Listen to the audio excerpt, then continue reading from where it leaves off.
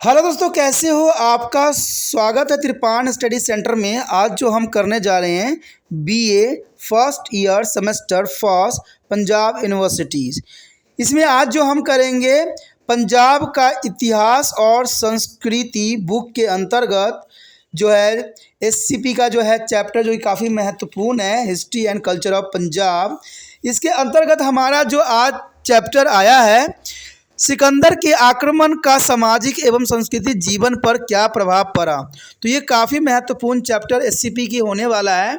इसमें हम हर एक विचार को विस्तार पूर्वक चर्चा करेंगे, हर एक पहलू पर जो है विस्तार पूर्वक अध्ययन करेंगे।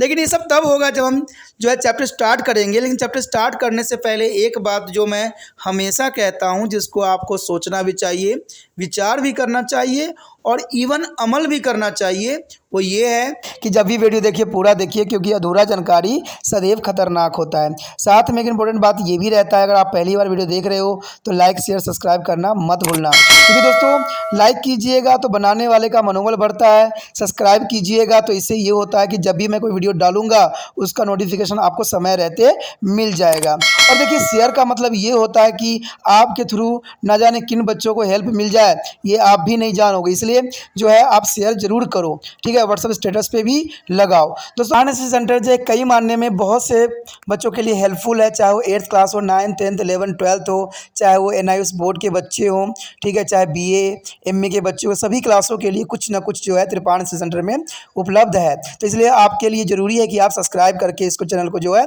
सेव कर लो, नहीं तो बाद में अगर रिसर्च करोगे तो शायद आपको ये चैनल प्राप्त ना हो। तो इसलिए सोचना नहीं, विचार नहीं करना है, सब्सक्राइब करके जो है अपने पास सेव करना है। दोस्तों ये तो बात था आपके लिए, लेकिन अब देखते हैं हमारा आज टॉपिक क्या है। हम जो यहाँ पर कर रहे हैं बीए फर्स्ट ईयर सेमेस्टर प्रथम पंजाब का इतिहास और संस्कृति, यानी SCP, history and culture of Punjab. इसके अंतर्गत हमारा जो आज चैप्टर आया है, सिकंदर के आक्रमण का सामाजिक संस्कृति जीवन पर क्या प्रभाव पड़ा। इसके अंतर्गत हमारा जो अगला टॉपिक है काफ़ी महत्वपूर्ण है, राजनीतिक प्रभाव। देखिए दोस्तों, राजनीतिक प्रभाव काफ़ी महत्वपूर्ण है कि सिकंदर के आक्रमण के समय भारत के राजनीतिक प्रभाव पे क्या असर पड़ा। तो प्रथम तो हम बात करते हैं पंजाब का कमज़ोर होना। देखा जाए तो सिकंदर सबसे प्रथम पंजाब पे आक्रमण किया, क्योंकि जो दरारे से उसकी एंट्री थी वो पंजाब की सीमाओं पर पड़ता था। देखा जाए तो जहाँ से जो है सिकंदर भारत में प्रवेश किया दरारों से, वो पंजाब का क्षेत्र था। और सिकंदर के भारत पर आक्रमण के कारण विभिन्न कबीलों और राज्यों, पंजाब के राजतंत्रों और पड़ोसी प्रदेशों की शक्ति कम हो गई। सिकंदर के आक्रमण के कारण विभिन्न कबीलों और राज्यों और पंजाब के प्रांतों में और राजतंत्रों में काफ़ी जो है शक्ति कमज़ोर हो गई। सिकंदर के आक्रमण का मुख्य केंद्र पंजाब ही था और इसलिए पंजाब के भारत के अन्य राज्यों के मुकाबले अधिक कष्ट पाया। चंद्रगुप्त मौर्य ने भी इसका पूरा लाभ उठाया और पंजाब पर कब्जा कर लिया, क्योंकि सिकंदर ने पंजाब पर आक्रमण करके पहले ही उसको कमज़ोर कर दिया था। और इसका सबसे अधिक फ़ायदा पहुंचा तो वो चंद्रगुप्त मौर्य को पहुंचा, क्योंकि चंद्रगुप्त मौर्य को पता था कि सिकंदर ने पंजाब की राजनीति को जो है तहस नहस कर दिया है और ये मौका है जब हम पंजाब पे आसानी से जो है अपना विजय पताका लहरा सकते हैं। तो इसी विचारधारा से जो है चंद्रगुप्त मौर्य ने जो है उस पर आक्रमण किया और पंजाब के सूबों पर जो है अपना कब्जा जमाया। तो ये पंजाब का कमज़ोर होना सिकंदर के कारण ही सुनिश्चित हुआ और इसका फ़ायदा चंद्रगुप्त मौर्य ले गया। यूनानी राजाओं की स्थापना। देखिए जाए तो सिकंदर ने भारत की उत्तर पश्चिमी सीमा पर यूनानी बस्तियां बसा दी, जिससे भारतीय यूनानी संस्कृति का आदान प्रदान होना स्वाभाविक था। यानी यूनानी राजाओं की स्थापना सिकंदर के ही प्रयासों से सफल हुआ। कहते हैं भारत में राजनीतिक एकता। भारत में अब राजनीतिक एकता भी सिकंदर के समय काल में देखने को मिला, क्योंकि सिकंदर के आक्रमण के फलस्वरूप भारत के राज्य और कबीले पूरी तरह से टूट चुके थे और ये उस समय था जहाँ पर दोनों में एकता होना बहुत ज़रूरी था। राज्य और कबीलों में एकता होगी तभी सिकंदर की जो है आक्रमण का जो है सामना किया जा सकता था। तो ये बात राज्य और कबीलेवारों को पूरी तरह से समझ में आ चुका था, क्योंकि सबसे पहले सिकंदर ने कबीलों को तो नष्ट किया ही किया, राज्यों को भी नष्ट किया। चंद्रगुप्त के लिए इसके सामने फैले हुए साम्राज्य में मिलाना आसान भी हो गया और इस तरह भारत में राजनीतिक एकता संभव हुई, क्योंकि चंद्रगुप्त जानता था कि जो राज्य और कबीले बुरी तरह से टूट चुके हैं, बर्बाद हो चुके हैं और जो उनके राजा जो थे हताश हो चुके थे, ये समय काल है जब उन सभी साम्राज्यों को अपने शासन में मिलाना चंद्रगुप्त मौर्य के लिए काफ़ी आसान हो गया।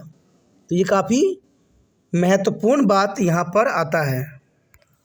उसके पश्चात हमारे समक्ष आता है भारतीय इतिहास का पुण्य गठन। ये काफ़ी महत्वपूर्ण बात है। यहाँ पर सिकंदर के आक्रमण की तिथि देखा जाए तो 326 है, ईसा पूर्व है, जो कि भारतीय इतिहास की पहली निश्चित तथा महत्वपूर्ण तिथि मानी जाती है और इसके आधार पर ही शेष भारतीय इतिहास का गठन भी किया गया।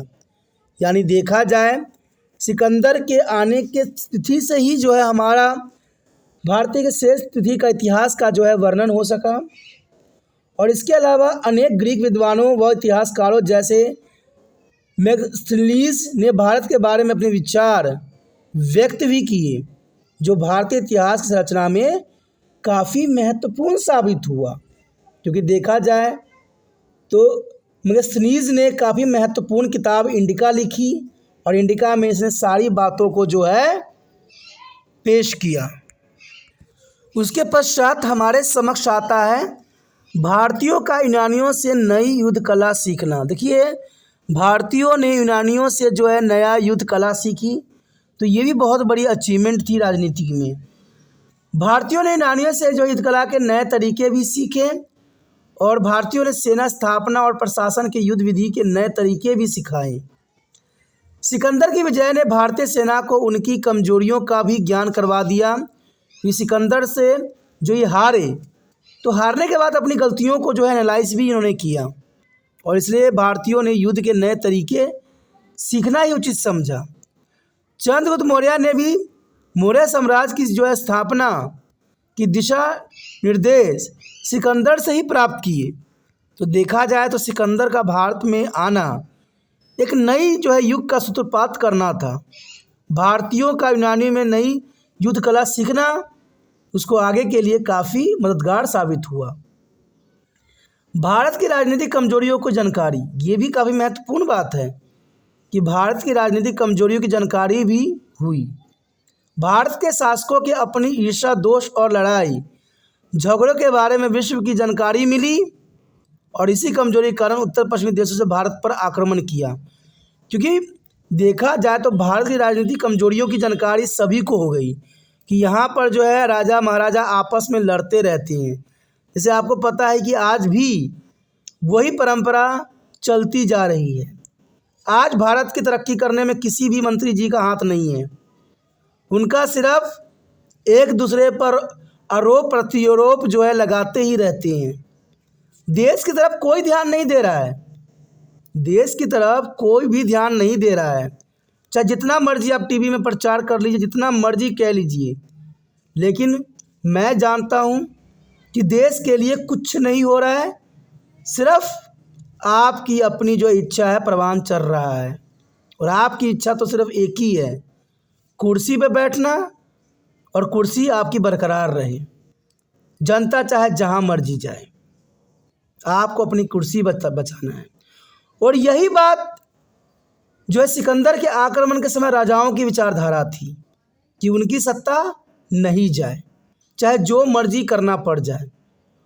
और इस कमजोरी का फ़ायदा आने वाला समय में जो है बहुत से राजाओं को भारत में जो है राज्य करने के लिए विवश कर दिया, क्योंकि भारत के राजा आपस में लड़ते झगड़ते थे और आज के नेता लोग भी आपस में लड़ते झगड़ते रहते हैं। कोई कुछ बोल रहा होता है, कोई कुछ बोल रहा होता है, और इससे हमारे दूसरे देशों में जो है बदनामी होती है। कुछ मंत्री लोग भारत से विदेश में जाके भारत की बुराई करके आ जाते हैं, और यहाँ के संसद जो है उनको बर्खास्त भी कर देते हैं, और कुछ दिन के बाद उनको फिर से बहाल भी कर देते हैं। तो क्या है, चित्त भी आपका है, पट भी आपका है, आम जनता तो कुछ भी नहीं है। यही कारण था कि सिकंदर भारत में बहुत आसानी से अपना जो है राज्य की स्थापना कर सका।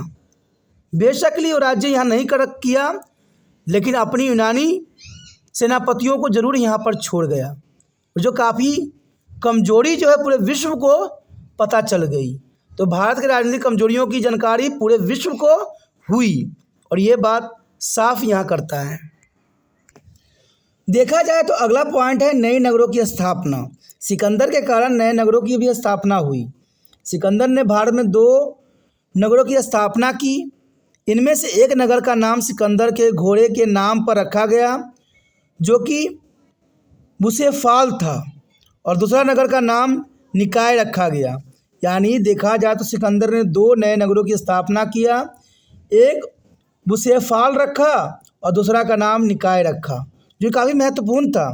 इसमें DN झा के अनुसार उन्होंने साफ शब्दों में कहा था कि सिकंदर ने भारत में कई ग्रीक राज्य की स्थापना भी की, जिनमें से कुछ अशोक के समय तक या फिर शायद उसके बाद तक भी बने रहे, और इनमें से मुख्य थे काबुल क्षेत्र में अलेक्जेंड्रिया शहर, बर्जेलम की पूर्वी तट पर स्थित बुसेफाल नामक शहर।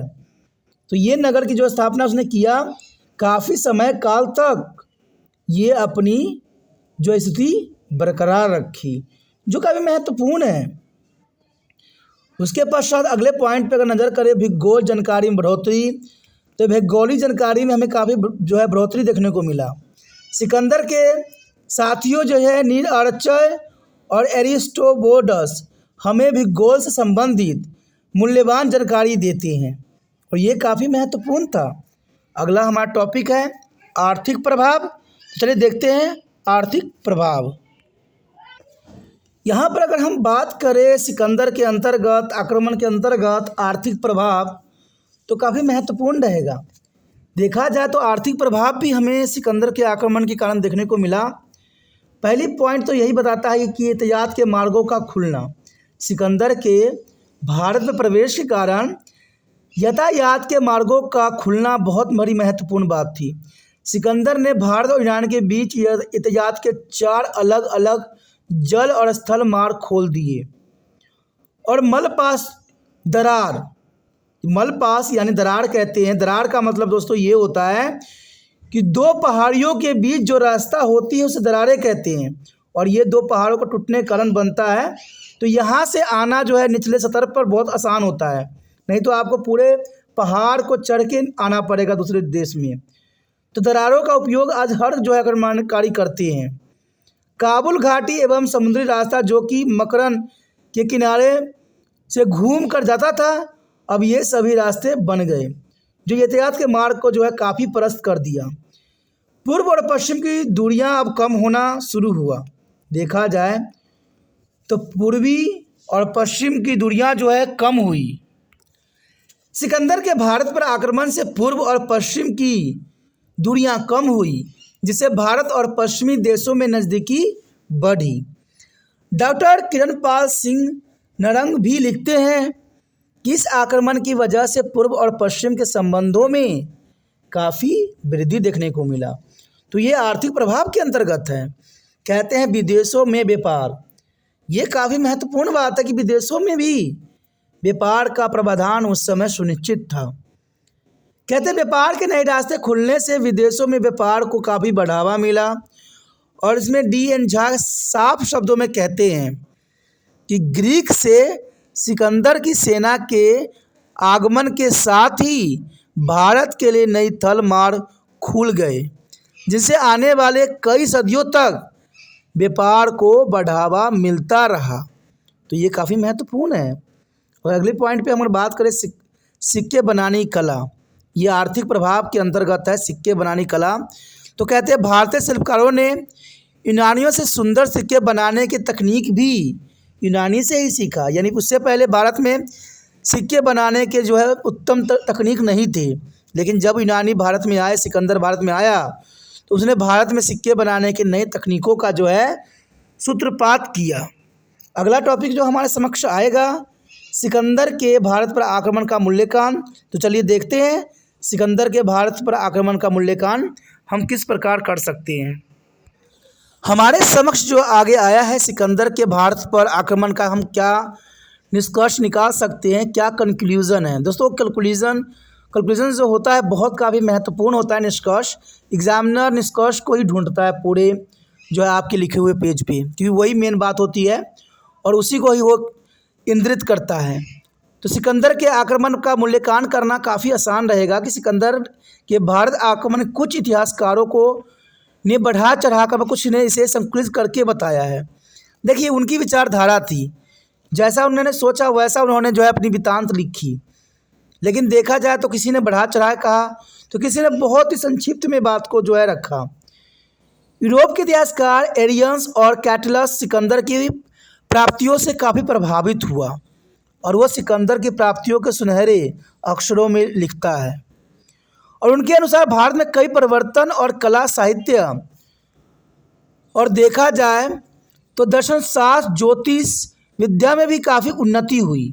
और ये सब तब हुआ जब सिकंदर भारत में आया था। वो यूनानी प्रभाव से हुई और यूनानी प्रभाव इस पर काफ़ी देखने को मिला। उनका कथन है कि सिकंदर का मुख्य लक्ष्य भारत में यूनानी सभ्यता का प्रचार करना था। और ये हमने बात को समझा भी, क्योंकि सिकंदर जब भी लड़ता किसी से, उसका जो है मैत्रीपूर्ण संबंध बनाने के लिए लड़ता। यानी देखा जाए तो उसको राज्य हथियाना उसका उद्देश्य नहीं था, उसका उद्देश्य मात्र भारत में यूनानी सभ्यता का प्रचार करना था, जिसने कालांतर में भारतीयों पर गहरा प्रभाव छोड़ा और जो काफ़ी महत्वपूर्ण भी था। दूसरी तरफ अगर हम बात करें तो इस बात को जो है भारतीय विद्वान सिकंदर के आक्रमण को ज़्यादा महत्व नहीं देते हैं, क्योंकि कहते हैं सिर्फ सिकंदर 19 महीने तक ही जो है भारत में रहा। तो इतने समय, अल्प समय काल में पूरे पर प्रभाव डालना संभव नहीं था। बेशक अगर वो जीवित रहता तो शायद उसका प्रभाव और भी देखने को मिलता। उसके आक्रमण को भारतीय सीमा पर हमले के रूप में भी देखा जाता है। और इसमें डॉक्टर V.A. स्मिथ के अनुसार हर्ष भारतीय अपने पृथक जिंदगी फिर से जीने लगे और मगर दुनिया से आए तूफान को जल्द ही भूल गए। यानी देखा जाए तो जो सिकंदर ने भारत पे आक्रमण किया था, जो भारत को नुकसान पहुंचाया था, उसको भारतीय लोगों ने बहुत जल्दी जो है अपने मन से निकाल दिया, क्योंकि 19 महीने की अल्प समय काल बहुत ही कम होती है और इतने ही दिनों में उनके घाव भी 2 सालों में भर गए। सिकंदर के लौटने के तुरंत बाद ही पंजाब में विद्रोह भी हो गया और यूनानी शासन का अंत भी कर दिया गया। और इस प्रकार सिकंदर भारत की मिट्टी पर अपने स्थायी निशान नहीं छोड़ सका। जो वो करने आया था वो नहीं कर सका। यहाँ तक यूनानी लड़ाई के तौर तरीके भी भारतीय तौर तरीकों पर प्रभाव न छोड़ पाए। यानी यूनानी लड़ाई के तौर तरीके जो भारत में आया था, उनका प्रभाव अधिक भारत पर नहीं पड़ा और भारतीय समाज काफ़ी हद तक पहले जैसा ही रहा। कोई भी बदलाव देखने को नहीं मिला। जातियों में भी कोई खास बदलाव नहीं देखा गया। दरअसल सिकंदर को भारत में अपनी जीत को अस्थायी शक्ल देने का समय ही नहीं मिला। अगर यहाँ पर वो रहता, यहाँ पर जीवन यापन करता, तो शायद उसके प्रभाव अधिक देखने को मिलता, लेकिन ऐसा देखने को नहीं मिला। युद्ध के नगारों के शोर में उसकी आवाज़ भारतीय तक नहीं पहुंची ही नहीं। वो उन्हें किसी भी तरह प्रभावित करने में नाकाम रहा। पर फिर भी उसके आक्रमण ने भारतीयों के इतिहास तथा सभ्यता पर अमिट छाप छोड़ी, जो कभी नहीं मिट सकती। कहते हम सिकंदर की उपलब्धि, सिकंदर की सुधार प्रणाली, सिकंदर की राजनीतिक प्रणाली, इन चीज़ों को हम भुला नहीं सकते। उसकी काफ़ी महत्वपूर्ण बात यहाँ पर जो है लाया और रखा, जो एक दूसरे की जो है संस्कृति में आदान प्रदान हुआ और ये काफ़ी महत्वपूर्ण बात यहाँ पर रखता है और ज़रूरी भी है। दोस्तों यहाँ पर हमने काफ़ी महत्वपूर्ण बातों की तरफ जो है चर्चा किया, जो काफ़ी महत्वपूर्ण था। देखा जाए तो हमने इसके हर एक प्रभाव, सिकंदर के आक्रमण का सामाजिक एवं सांस्कृतिक जीवन पर प्रभाव हमने बहुत देखे, समझे, जाने, जो काफ़ी महत्वपूर्ण था और ये ज़रूरी भी है। बहुत से इतिहासकार तो कहते हैं कि सिकंदर के आक्रमण से उच्च कोटि पर विकसित ग्रीक सभ्यता का भारत में मूर्ति कला, ज्योतिष, दर्शन, कला, साहित्य पर और सिक्के ढालने की कला पर काफ़ी कुछ प्रभाव पड़ा। यानी सिकंदर के कारण भारत में मूर्ति कला, ज्योतिष, दर्शन, कला, साहित्य और सिक्कों का जो है बहुत काफ़ी विकास हुआ। तो हम इसकी जो है अच्छाइयों को हम भुला नहीं सकते। ये काफ़ी महत्वपूर्ण टॉपिक था एग्ज़ाम व्यू से। अगर आपको समझ में आया, अच्छा लगा और आप दिल से तिरपान स्टडी सेंटर का मदद करना चाहते हो, जितना हो सके इस वीडियो को शेयर करना है, क्योंकि शेयर ही दूसरे बच्चे के जो लिए मार्गदर्शन खोलेगा और ये सब आपसे ही होगा। और कैसे शेयर करना है ये आप समझिए। पहली बार मेरे चैनल पे आए हो, पहली बार वीडियो देख रहे हो और चाहते हो कि आने वाला समय में हर वीडियो का आपको नोटिफिकेशन मिलता रहे, तो जर्नल सी बात है दोस्तों, चैनल को सब्सक्राइब कर लीजिए और सब्सक्राइब करके सेव कीजिए। और ये सब्सक्राइब कैसे होगा? आप जहाँ पर वीडियो देख रहे हो वहाँ पर आपको सब्सक्राइब का बटन भी दिख रहा होगा, रेड दिख रहा होगा, सब्सक्राइब लिखा होगा। पढ़े लिखे हो, समझदार हो तो उसको दबाइए और तिरपान स्टडी सेंटर के साथ जुड़ जाइए।